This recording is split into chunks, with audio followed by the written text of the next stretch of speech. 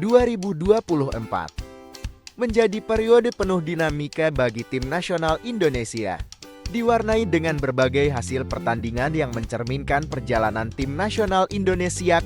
Kekecewaan, kebahagiaan, pesimisme, dan optimisme bercampur aduk menjadi satu. Piala AFF tahun 2024 harapan yang tertunda. Perjalanan di Piala AFF tahun 2024 dimulai dengan optimisme tinggi. Timnas Indonesia mengawali kompetisi dengan kemenangan atas Myanmar, namun kemudian harus menghadapi kekalahan dari Vietnam dengan skor 0-1 yang membuat posisi tim terancam. Pada laga penentuan melawan Filipina di Stadion Manahan Solo, Indonesia kembali menelan kekalahan 0-1 akibat gol penalti Bjorn Christensen pada menit ke-63. Hasil ini membuat Indonesia gagal melaju ke semifinal, memicu evaluasi mendalam terhadap performa tim dan strategi yang diterapkan. Kualifikasi Piala Dunia 2026 langkah menuju mimpi. Setelah kekecewaan di Piala AFF, fokus beralih ke kualifikasi Piala Dunia tahun 2026. Di bawah asuhan Shin Tae-yong, Indonesia menunjukkan peningkatan signifikan.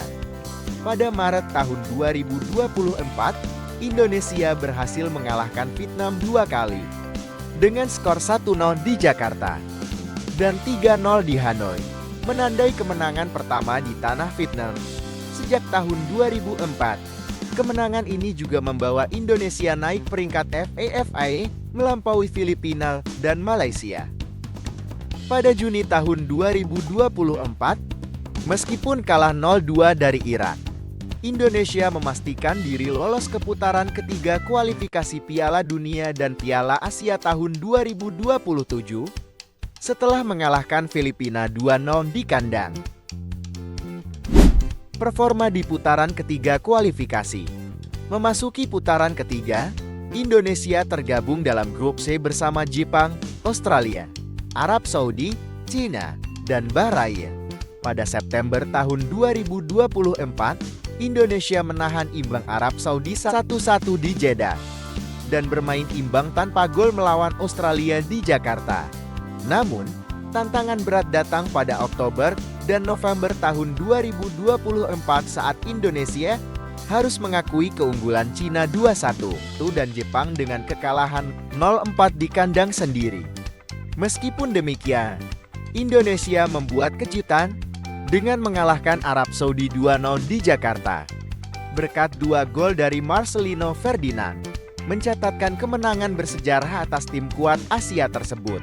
Fondasi menuju masa depan. 2024 menjadi periode penuh dinamika bagi timnas senior Indonesia. Dari kekecewaan di Piala AFF hingga kemenangan monumental di kualifikasi Piala Dunia, setiap momen memberikan pelajaran berharga.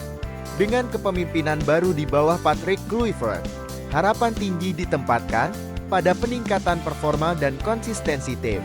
Perjalanan masih panjang, namun fondasi yang telah dibangun memberikan optimisme bahwa Indonesia dapat bersaing di level tertinggi sepak bola internasional. Era Patrick Kluivert.